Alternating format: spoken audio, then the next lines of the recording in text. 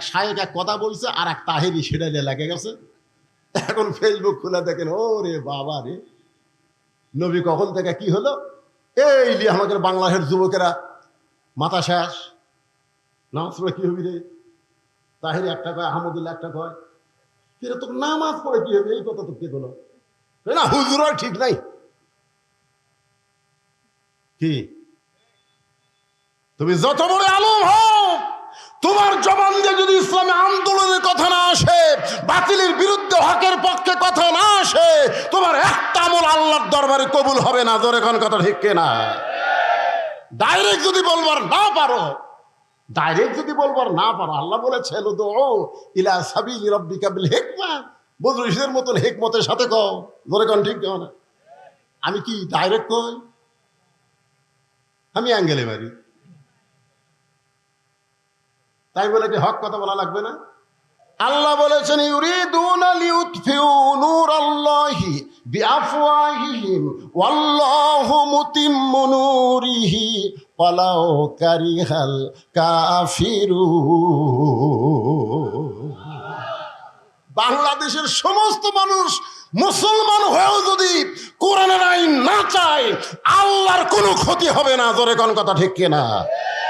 আল্লাহর কোনো ক্ষতি হবে? কোনো ক্ষতি নেই। করেন না কেন? শয়তানের দল করেন, কি হবে? আল্লাহর কি হবে? আর আল্লাহর দল করলে আপনাদের কি হবে, কি লাভ হবে, সে লাভটা জানা লাগবে না? হ্যাঁ, খালি দল করেন, নামাজ পড়েন, রোজা করেন, বামপন্থী দল করেন, আর মসজিদের মধ্যে ঢোকেন ডান পায়ে, সিটারি করেন।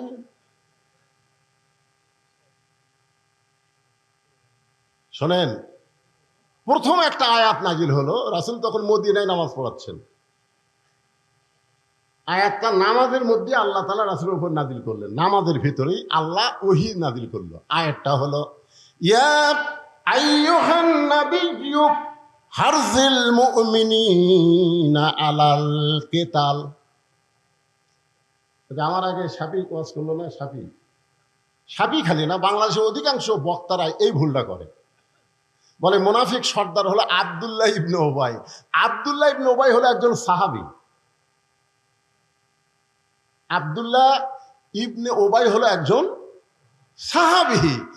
উবাইয়ের বেটা আব্দুল্লাহ, উনি আব্দুল্লাহ ভালো মানুষ, কিন্তু উবাই ইবনে খলফ যিনি মুনাফিকের সর্দার, তার নাম হলো উবাই ইবনে খলফ। জোরে কোন নাম কি? আর এক জায়গাতে আছে উবাই ইবনে সলুল। হ্যাঁ, উবাই ইবনে সলুল না, উবাই ইবনে খলফ। আর আব্দুল্লাহ ইবনে উবাই একজন সাহাবী। আর আমরা একটা সাহাবী খেলে মুনাফিক বলে যাচ্ছি। আমার কথা কি বুঝতে পারছেন? হ্যাঁ, তো উবাই ইবনে খলফ সামনে কাতারে নামাজ পড়ে, টুপি ঠিক, দাড়ি ঠিক, জুব্বা ঠিক, পাগড়িও ঠিক। এখানে আবু বকর রাদিয়াল্লাহু পাশে নামাজ পড়ে। আয়াত যখন নামাজের মধ্যে নবীর উপর নাজিল হলো, তখন নবী নামাজের সালাম ফিরায় সাহাবীর দিকে মুখ করলেন, মুখ করে বললেন, সাহাবীরা, আল্লাহ পাক একটা আয়াত আজকে নামাজের মধ্যে আমার উপর নাজিল করেছে। সাহাবীরা তো আশ্চর্য হয়ে বললেন, হুজুর, আল্লাহ কি আয়াত নাজিল করলো আপনি আমাদের বলেন। আল্লাহ নবী বললেন, তাহলে সাইদ হয়ে তোমরা শোনো, এই আয়াতটা হলো সাইদ হওয়ার আয়াত। জোরে কোন কি হওয়া? সাইদ হওয়া। খালি জামাতবদ্ধ ভাবে নামাজ পড়লে হবে না, কাতার সোজা করে নামাজ পড়লে হবে না, জামাতবদ্ধ ভাবে কাফের বেঈমানদের বিরুদ্ধে অস্ত্র ধারণ করা লাগবে।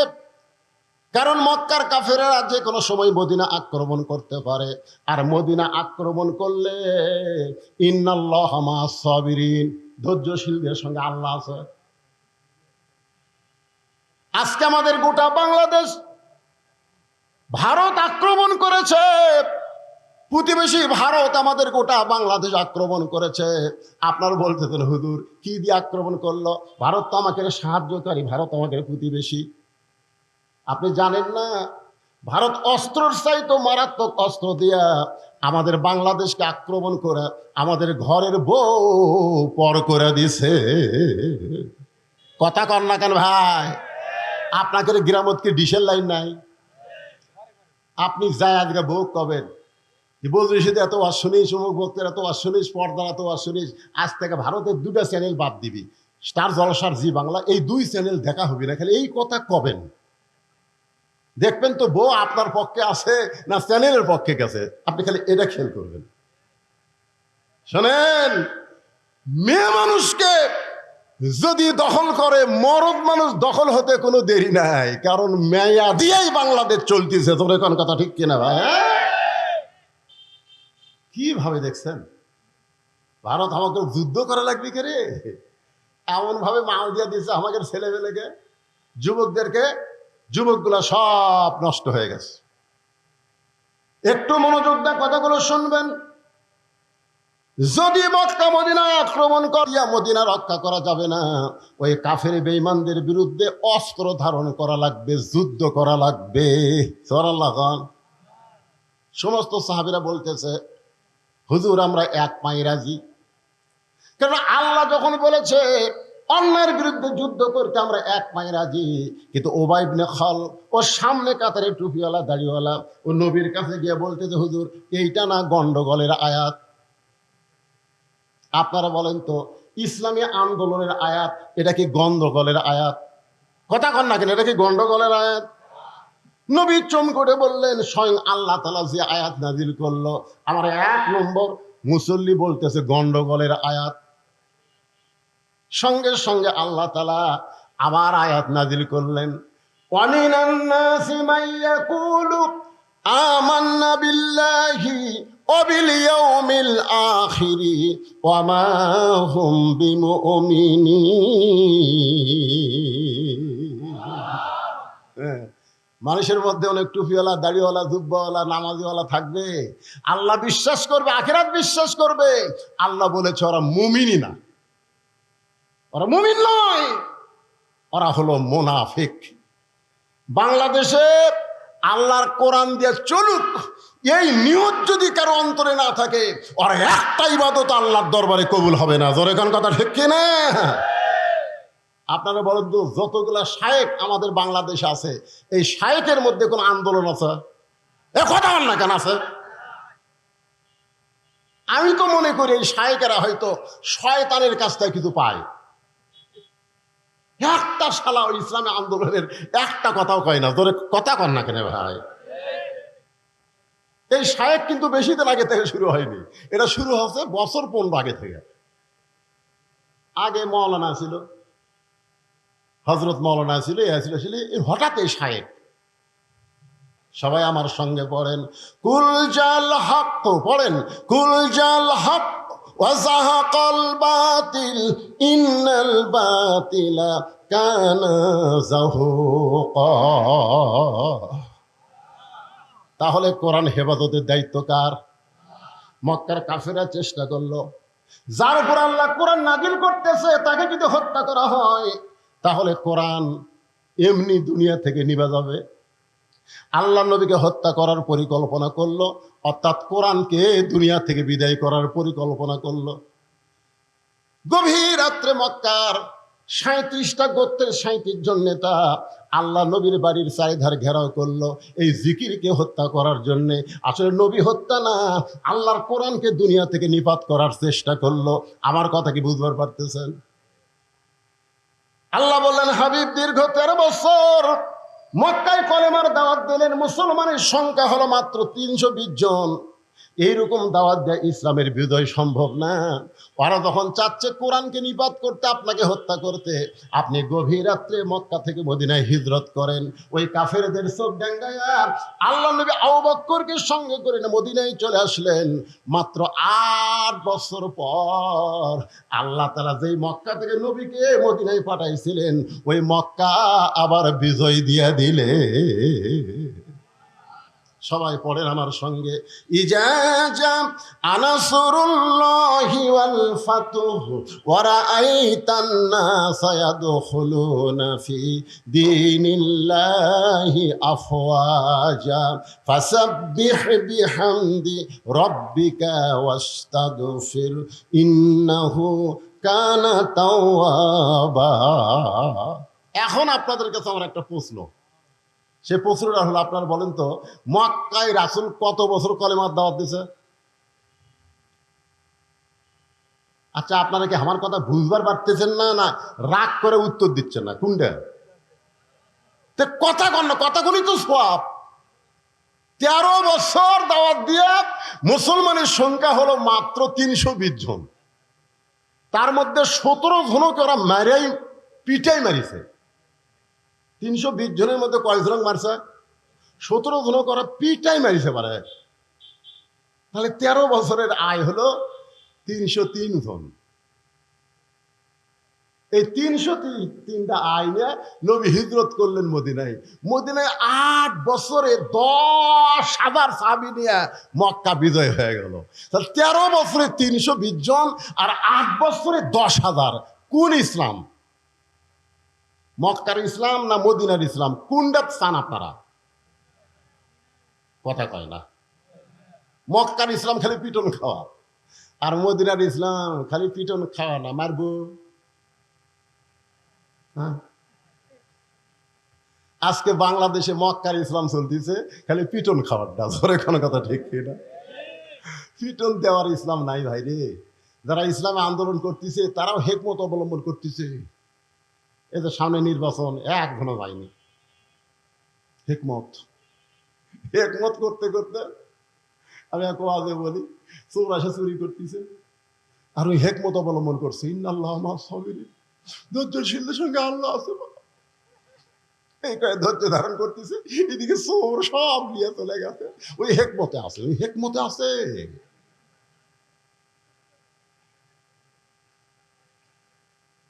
কি আমাদের বগুড়াতে একবার ওই ভোট কেন্দ্র দখল করবে আওয়ামী লীগ, বিএনপিও ডানাস, আওয়ামী লীগ ডানাস। ভাই যারা ভোট কেন্দ্র দখল করে যাচ্ছে ওরকে 3 ডাক পিটাই মারিছে। এই মারা মাত্র 1 জায়গাত মরিছে, সঙ্গে সঙ্গে গোটা কাহার নন্দীগ্রাম আর কোনো গ্যাঞ্জাম নাই। কি বুঝতেছেন? সারা জীবন খালি 2 হাত তোলা দোয়া করবেন। আমার ওয়াজের মধ্যে আছে এই 2 হাত খালি দোয়া করার হাত না, লাঠি ধরারও হাত। জোরে কোন কথা ঠিক কথা কন না কেন? খালি হেকমত অবলম্বন করতেছে। চোর সব চুরি করে নিয়ে গেছে, লিয়ে যাক বার, এবার লিয়ে যাক, সামনেবার আমি সদা কম, সামনেবার সদা কবি। ওই সামনে আস্তে আস্তে আবার চোর আসবি। আপনি খালি হেকমতি ধরবেন। এই করতে করতে 16-17 বছর চলে গেল। জোরে কোন কথা কন না কেন? একটু মনোযোগ দিয়ে শুনবেন। আল্লাহ নবী মক্কায় থাকতে কলেমার দাওয়াত দিয়েছেন, কারণ নবী ছিলেন ইমাম আর আবু জেহেল ছিলেন নেতা। নবী ছিলেন ইমাম আর আবু জেহেল হলো নেতা। এই কারণে 13 বছরে মুসলমানের সংখ্যা হলো 320 জন।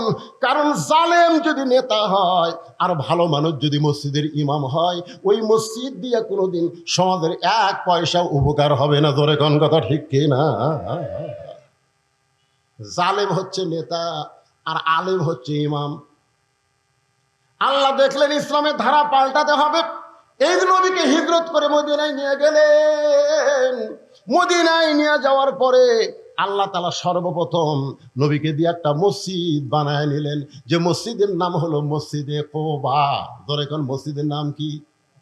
যারা হজ করছেন, এখানে যারা হাজী সাহেব আছেন তারা সবাই মসজিদে কোবা চেনেন, অথবা যারা উমরা করছেন তারাও চিনেন।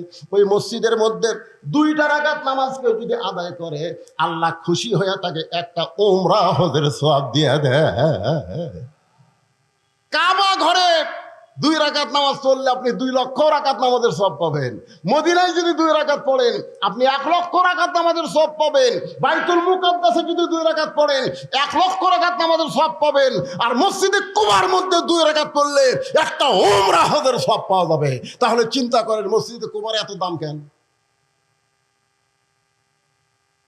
এই বাংলার মুসলমান, মসজিদে কুবার দাম কেন জান লাগবে না? মসজিদ কি জন্যে? মসজিদ কি জন্যে? কয়েকদিন আগে যে আপনাদের সঙ্গে ওয়াজ করলাম, ওখানে মসজিদের কিছুটা গুরুত্ব তুলে ধরছি। ব্যারাস যতই দল করো, মসজিদের মধ্যে কয় দল? জয় কন না কেন? 1 দল। আপনারা যদি খ্রিস্টান বলেন, খ্রিস্টানের লা ইলাহা ইল্লাল্লাহ ঈসা রুহুল্লাহ পর্যন্ত বলবে। যদি ইহুদি বলেন লা ইলাহা ইল্লাল্লাহ মুসা কালিমুল্লাহ পর্যন্ত বলবে। কিন্তু মুসলমানকে যদি বলেন, মুসলমান সব নবীকেই ভালোবাসে। জোরে কোন কথা ঠিক কিনা? ইহুদিরা মুসার পরে আর কোনো নবী মানে না, খ্রিস্টানেরা ঈসা নবীর পরে কোনো নবী মানে না, আর মুসলমানেরা মোহাম্মদ নবীর উম্মত হলেও সমস্ত নবীকে তারা সম্মান করে। জোরে কোন ঠিক কিনা? এই জন্য ইসলাম ধর্মে কোনো কৃপণতা। তাহলে সবাই একটু ঝাঁকি দিয়ে বলেন লা ইলাহা ইল্লাল্লাহু নূহু নবিয়ুল্লাহ। নূহ নবী বললেন, বুড়িমা আপনার আর কোনো চিন্তা নেই। শোনালো বলেন, ইন্নাল্লাযীনা ক্বালু রব্বুনাল্লাহু সুম্মা ইসতাকামু তাতানাজ্জালু আলাইহিমুল মালাইকা আল্লা তাখাফু ওয়া লা তাহজানু ওয়া আবশিরু বিল জান্নাহ। আল্লাহ কিন্তু আমাদেরকে বলেছেন, আল্লাহ বলেছেন, নিশ্চয় যারা বলবে আল্লাহ আমার রব, এর প্রতি যারা অটল থাকবে, ইস্তেকাম থাকবে, তাতানাজ্জালু আলাইহিমুল মালাইকা, তাদের জন্য ফেরেশতার মাধ্যমে আল্লাহ খবর দিবেন, আল্লাহ তাখাফ, তোমাদের কোনো ভয় নাই, ওয়ালা তাহজান, তোমাদের কোনো চিন্তা নাই, ওয়া আবশিরু বিল জান্নাহ, বরং দুনিয়া থেকেই তোমরা জান্নাতের সুসংবাদ প্রাপ্ত হবে। নূহ বললেন, বুড়িমা আপনার আর কোনো চিন্তা নাই, বন্যা গজব যখন শুরু হবে তখন আপনার হাতটা ধরে আমি নৌকায় উঠায় নিব। সঙ্গে সঙ্গে বুড়ি বললেন আলহামদুলিল্লাহ। নৌকায় হাত ধরে তুলবার চাইছে কে? জোরে কোন, কে তুলবার চাইছে? আর বুড়ি প্রশংসা করলো কার? তাহলে আপনারা কি বুঝলেন? কোন নেতার প্রশংসা করা যাবে? কোন চামচা হওয়া যাবে? এখানে বুড়ির বলা দরকার ছিল, বাবা নূহ তুমি অত্যন্ত ভালো একজন মানুষ, বাবা ওই বিপদের দিনে তুমি আমাকে হাত ধরে নৌকায় উঠাবা, তুমি খুবই ভালো মানুষ। বুড়ি এখানে নূহ নবীর কোনো প্রশংসা করেনি। ওয়াশকুরুলি, প্রশংসা করতে হবে কার? আল্লাহ ছাড়া অন্য কারো প্রশংসা করা যাবে? অন্য কারো করলেই ওয়ালা তাকফুরুন। বন্যা গজব শুরু হয়ে গেল, গোটা পৃথিবীর পাহাড় পর্বত পর্যন্ত 40 দিন পানির তলে ডুবেছিল। এত পানি হিমালয় পর্বত পর্যন্ত ডুবে গেছে। অনেকে বলে গজব খালি এখনই হয়, গজব খালি এখন হয় না, আগেও হসা। কথা কন না কেন? পানির জন্য দোয়া কি আল্লাহ নবী করেনি? এই কথা কন করেনি? এইবারে পানির জন্য আমরা একটু নামাজ পড়া দোয়া করছি, অনেকে কয় হুজুরকে দোয়া আর আল্লাহ শুনতেছে না, শুনতেছে না। গতকাল পানি হয়নি, একটা বাতাস উঠছিল। আপনাকে মনে কি হয়েছে? আল্লাহ রে আমাকে মাহফিল আগামীকাল, আল্লাহ যেন পানি না দেয়। জোরে কোন কথা ঠিক কিনা? আমরা দোয়া করি পানি দাও, মাহফিল আর কয় না দে। যারা ধান কাটতেছে তারা কে আল্লাহ আরো 15 দিন পর পানি দাও। আল্লাহ এখন কার দিকে যায় কোন? তো আল্লাহ পড়ে গেছে বেকায়দা। জোরে কোন কি কায়দা? পৃথিবীর সমস্ত পাহাড় পর্বত একাধারে 40 দিন পর্যন্ত পানির নিচে। 40 দিন পর পানি যখন নিচে নেমে গেল, আস্তে আস্তে পানি শুকে যাচ্ছে। নূহ নবীর নৌকা যদি পর্বত এসে ভিড়ে গেল। আল্লাহ ডাকতে পারে, নূহ খবর কি? নূহ বলতেছে আলহামদুলিল্লাহ। আল্লাহ কয় নূহ খবর কি? নূহ বলতেছে কি? আলহামদুলিল্লাহ। আল্লাহ বলে নূহ কি খবর? নূহ বলতেছে আল্লাহ নৌকার ভিতরে যারা জীবিত আছে তারা, আর নৌকার বাহিরে যারা ধ্বংস হয়েছে তারা। আপনারা কি বুঝলেন? নৌকার ভিতরে যারা কি রক্ষা পাইছে তারা, নিরাপদ আছে তারা, নৌকার বাহিরে যারা ধ্বংস হয়েছে তারা। আল্লাহ ডাক দিয়ে বলেন, নুহুরে তাহলে এই বুড়িটার খবর কি? নুহু বলতেছে, আল্লাহ আমার মনই নেই। এখন কি নাই? দেখছেন, কঠিন বিপদ যখন আসে তখন একটা নবী পর্যন্ত ভুলে যায়। আপনারা বলেন তো, হাসরের ময়দানের বিপদ সহজ না কঠিন? তাহলে ওই বিপদে পীর সাহেব মুরিদ খেয়াল থবি? আপনার এখন থবে? কতকগুলা বলে না, আমার কোনো টেনশন নাই, পীর ধরছি। নূহ নবী বলতেছে, আল্লাহ আমার মনেই নাই। আল্লাহ বলে, নূহ তাহলে বুড়ির খবর কি? নূহ বলতেছে, সবাই যখন ধ্বংস হয়ে গেছে নৌকার বাহিরে, বুড়িটাও ধ্বংস হয়ে গেছে। আল্লাহ বলে, নূহ আজগুবি কোনো কথা বলা যাবে না। কথা বলতে গেলে তদন্ত করে কথা বলতে হবে। সুবহানাল্লাহ। কম আজগুবি, আমাদের বাংলাদেশে আমরা আজগুবি কথা বলি। আজগুবি যে কোনো কথা আপনি বলবেন, কথা তদন্ত করে বলার দরকার আছে না নাই? জোরে কান আছে, কথা কান আছে না নাই? আজকে আমাদের বাংলাদেশে অনেক বিষয় আমরা কোনো তদন্ত করি না, বিনা তদন্তে আমরা রিপোর্ট দেই। আজকে যারা কোরআনের মাহফিল এসেছেন, তদন্ত বিষয়টা একটু মনোযোগ দিয়ে খেয়াল করবেন। আল্লাহ বলে, নূহ আজগুবি কোনো কথা বলা যাবে না, তদন্ত করো। নূহ নবী তদন্ত করতে এসে দেখে বুড়ি তো দূরের কথা, বুড়ির বাড়িটাও পর্যন্ত কিছুই হয় নাই। পাহাড়ের উপরে পানি চলে গেল। আর একটা ঝুবড়ি বাড়ি, সেই বাড়িটাই কিছু হলো না। নূহ ডাক দিলেন, বুড়িমা। সঙ্গে সঙ্গে বুড়ি টোপলা নিয়ে হাজির। নূহ বলতেছে, বুড়িমা টোপলা কেন? বুড়ি বলতেছে, আগে থেকেই সাইদ হয়ে আছি, তুমি কখন ডাক দিবে আর গজব যখন আসবে তখন টোপলা সামাল করতে আমার দেরি হবে, সেদিন আগে থেকেই সাইজ। আল্লাহ বলতেছেন, ইয়া আইয়ুহাল্লাযীনা আমানুত্তাকুল্লাহা হাক্কা তুকাতিহি ওয়া লা তামুতুন্না ইল্লা ওয়া আনতুম মুসলিমুন। আল্লাহ বলতেছেন, মুসলমান না হয়ে মরো না। আমরা কখন মরবো কেউ জানি? এখন কেউ জানি?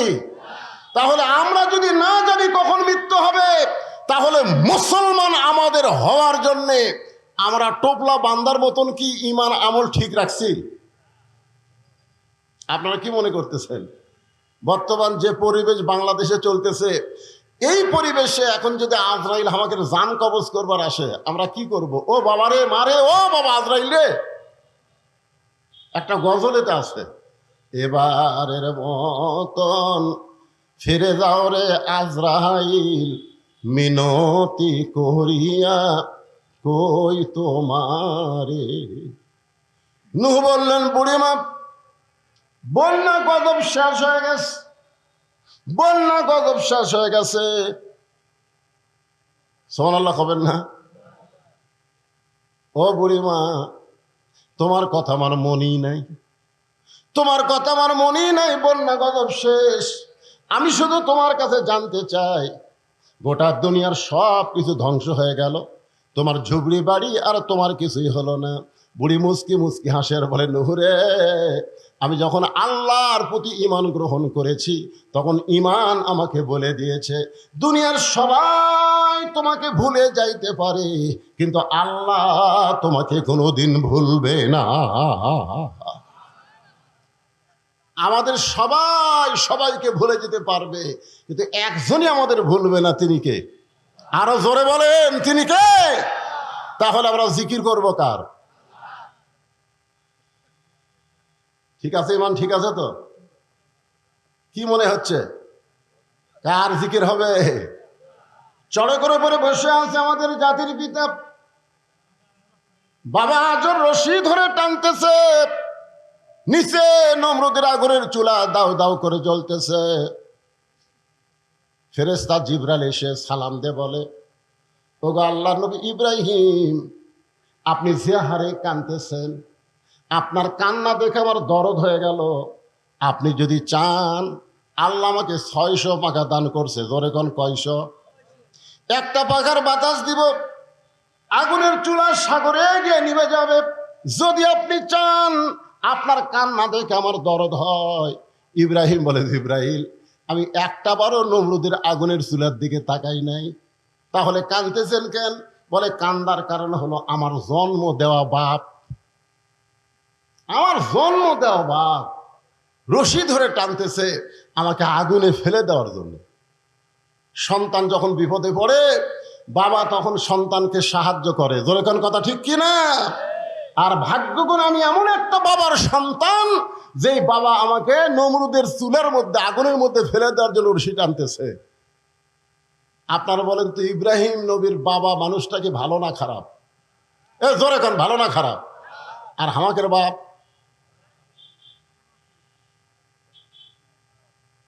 যেই বাবা নিজে নামাজ পড়ে, ছেলে নামাজ পড়ে না, এই বাবা ইব্রাহিম নবীর বাবার চাইতেও খারাপ বাপ। যেই বাবা তার সন্তানকে একদম বাগদম প্রাইমারি ভর্তি করে দেয়, হাফেজি মাদ্রাসায় ভর্তি করে দেয় না, এই বাপ ইব্রাহিম নবীর বাপের চাইতেও খারাপ বাপ। কথা কন না কেন? এইবার কথা বন্ধ হলো কেন? আপনি সত্যি করে বলেন তো, প্রাইমারির যদি আপনার সন্তানকে ভর্তি করে দেন, ওই সন্তান পাক হবে না নাপাক হবে? একেবারে পাক না পাক আপনারা বোঝেন না। কারণ পাক হবে না নাপাক হবে? আর এই হাফিজি মাদ্রাসায় যদি আপনার সন্তান ভর্তি করে দেন, ওই নাপাক হবে না পাক হবে? কারণ কি? কারণ হাফিজি মাদ্রাসায় যে শিক্ষা দেওয়া হয়, সেইটা ধরবার গেলেই পবিত্র হইয়া ধরা লাগবে। জোরে কোন কথা ঠিক? কথা কন। আল্লাহ কোরআনে বলেছে, লা ইয়ামাসসুহু ইল্লাল মুতাহহারুন। ততক্ষণ পর্যন্ত তুমি পবিত্র না হবে, ততক্ষণ কোরআন স্পর্শই করতে পারবা না। যেই কোরআন ধরতে গেলে পবিত্র হতে হয়, সেই কোরআনের সমাজ যদি বাংলাদেশে চালু হয়, বাংলাদেশ কেমন দেশ হবে এটা বাংলার মুসলমান কল্পনাই করতে পারতেছে না। জোরে কোনো কথা ঠিক কিনা? একবার যদি কল্পনায় আনতে পারত, তাহলে মানুষের তৈরি আইন এইটা গ্রহণ করত না। আল্লাহর কোরআন আইন বাস্তবায়ন করার জন্য নিজের জীবন আল্লাহ রাস্তায় কুরবানি দিয়ে দিত। জোরে করে কথা ঠিক কিনা? কারণ আল্লাহ রাসূল বলেছেন, মান সাআলাল্লাহু তাআলা আশ-শাহাদাতি বিসিদকিন বাল্লাগাহুল্লাহু মানাজিলাশ শুহাদা ওয়া মাতা আলা ফিরাশিহি। হাদিসের বাংলা অর্থ হলো, এই বাংলাদেশে কোরআনের আইন চালু হবে, কলেমার পতাকা পথ পথ করে উড়বে, এই নিয়তে যারা ইসলামী আন্দোলন করে আল্লাহ রাস্তায় শাহাদতের তামান্না নিয়ে চলে, আল্লাহ রাসূল বলেছেন, ওই মাতা আলা ফিরাশিহি, সে যদি নিজের বিছানায় মৃত্যুবরণ করে, বাল্লাগাহুল্লাহু মানাজিলাশ শুহাদা, হাসরের ময়দানে আল্লাহ তাকে শহীদদের কাতারে দাঁড় করাইয়া দিবে। আপনারা বলেন তো, শহীদের কোনো হিসাব আছে? এ কথা কন না, শহীদের কোনো হিসাব আছে? আর যারা আল্লাহ রাস্তায় শহীদ হয়, তাদের মৃত্যুর কোনো যন্ত্রণা হয়? এ বাংলাদেশের কতকগুলা কোরআনের পাখিদেরকে ফাঁসি দেওয়া হলো, ফাঁসি দেওয়ার পরে আপনারা তাদেরকে দেখছেন? দেখেনি? মানুষ মরার সময় মুখ বেকা টেকা বহু কিছু করে বলে ভাই। জোরে কোন কথা ঠিক কিনা? হ্যাঁ ভাই যান, একটু মনোযোগ দিয়ে কথাগুলো শুনবেন। ফাযকুরুনি আযকুরুকুম ওয়াশকুরুলি ওয়ালা তাকফুরুন। এই আয়াতটাকে নিয়ে আপনাদের সামনে আলোচনা করতেছি। বাবা আমাকে রশি ধরে টানতেছে আগুনে ফেলে দেওয়ার জন্যে।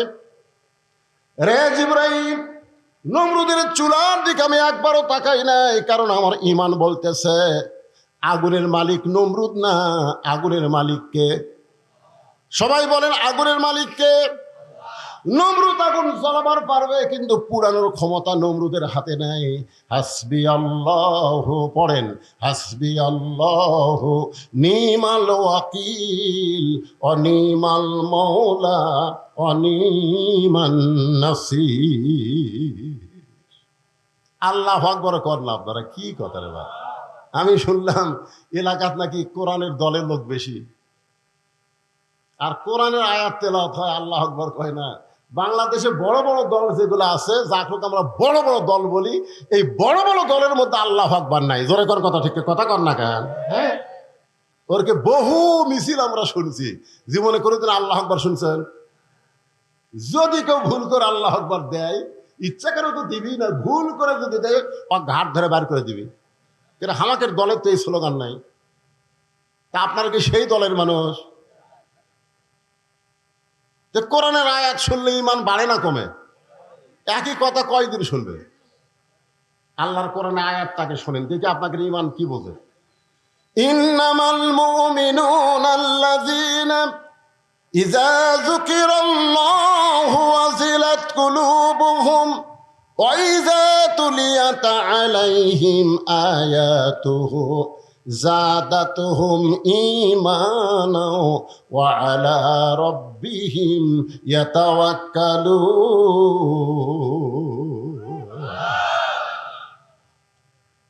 আল্লাহ কয়, ইব্রাহিম, তোমার ঈমানের যে পাওয়ার, নমরুদের আগুনের সেই পাওয়ারই নেই। তোমার ঈমানের পাওয়ারের কাছে আগুনের পাওয়ার ঠান্ডা হয়ে গেল। আমি আল্লাহ ঘোষণা করলাম, কুল্লা ইয়া নারু কুনি বারদাও ওয়া সালামান আলা ইব্রাহিম। আগুনের চুলার উপরে ইব্রাহিম নবী স্মরণ করছে কাকে? জিকির করছে কার? আল্লাহকে। আসমানে ভুলে গেছে নাকি? আসমান থেকে আগুনকে শান্তিদায়ক বানায় দিল। আমরা সে আল্লাহর জিকির করব। এখন জিকির সম্পর্কে কোরআনে একটা আয়াত আপনাদের সামনে বলতেছি, দেখেন। আল্লাহ বলতেছেন, ইন্না নাহনু নাযালনা যিকরা ওয়া ইন্না লাহু লাহাফিজুন।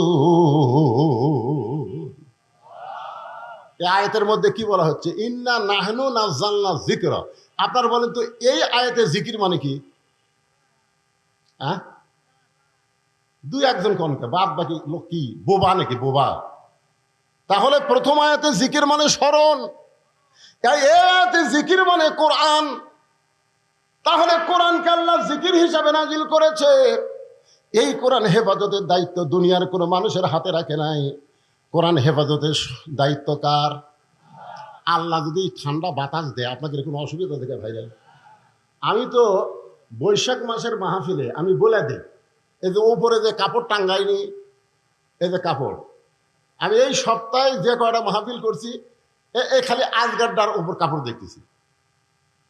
বক্তা বসে থাকবে, এরই থাকবে কাপড়, আর এই জায়গা খালি লাঠি পুতবি আর আলোর বাতি দিবি। সামান্য বাতাসে ওটা কাপড় দিতেছে। এখন এরা করে হাঁ করে এই টাকা দাও, মাঝে সাথে আদায়ের টাকা ওরকম দিতে চায়। রাতও অনেক হয়ে গেছে, কাজ কামের দিন, কি কন? প্রধান অতিথির বক্তব্য শেষ, আর আমি তো অসুস্থ, সেটা ওয়াজের শুরুতেই শুনলেন। এরপরেও জিকির সম্পর্কে আলোচনা শুরু করেছিলাম, শেষ একটা আয়াত বলে আমি আপনাদের সবাইকে নিয়ে আখিরে মোনাজাত করব। এখানে আল্লাহ আর একটা আয়াতে বললেন, ইজা নুদিয়া লিস-সালাহ মিন ইয়াউমিল জুমআহ ফাসআউ ইলা যিকরিল্লাহ। এখানে জিকির মানে কি? এই জিকির নিয়েই কিন্তু কথা শুরু হচ্ছে। সেই জিকির থেকে আল্লাহর কোরআনকে আপনার জিকির স্বীকার করলেন, আর সেই কোরআনের আলোচনা করতে আজকের মাহফিলের প্রধান অতিথি সাহেব মঞ্চে এসে গেলেন। আমি তাকে নিয়ে সভাপতি সাহেব আমাকে বলতেছে, হুজুর আমি একটু যাবার চাই। বললাম, না, আপনি যাইন না, আমি কিছুক্ষণের মধ্যেই মাহফিলের এই ভাঙ্গা মাহফিল আর চাঙ্গা করা যাবে না। আমরা সকলেই মোনাজাতে সামিল হব। সকলে ইস্তেগফার পড়ে, আস্তাগফিরুল্লাহাল্লাযী লা ইলাহা ইল্লা হুয়াল হাইয়ুল কাইয়্যুম ওয়া আতুবু ইলাইহি। আল্লাহুম্মা আমিন।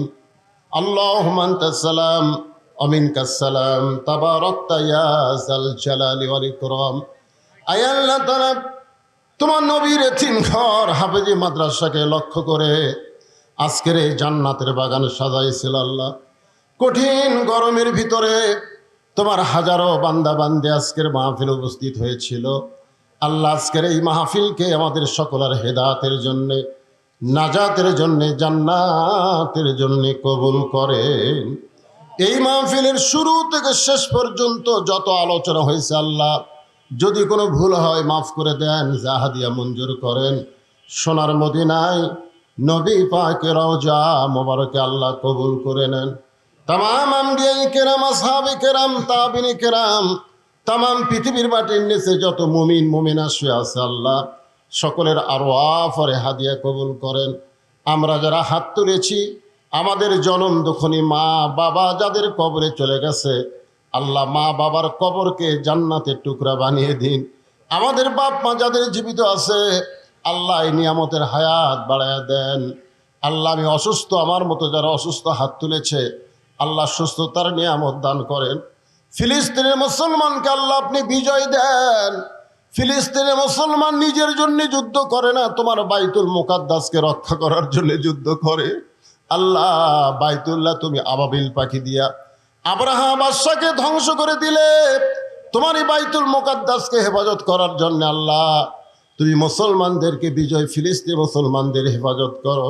যারা জীবন দিয়েছে তাদেরকে শাহাদতের মর্যাদা দান করো। যারা আহত অবস্থায় আছে হাসপাতালে তাদেরকে সুস্থতার নিয়ামত দিয়ে দাও। আল্লাহ আজকের মাহফিলের সম্মানিত সভাপতিকে আল্লাহ তুমি কবুল করো।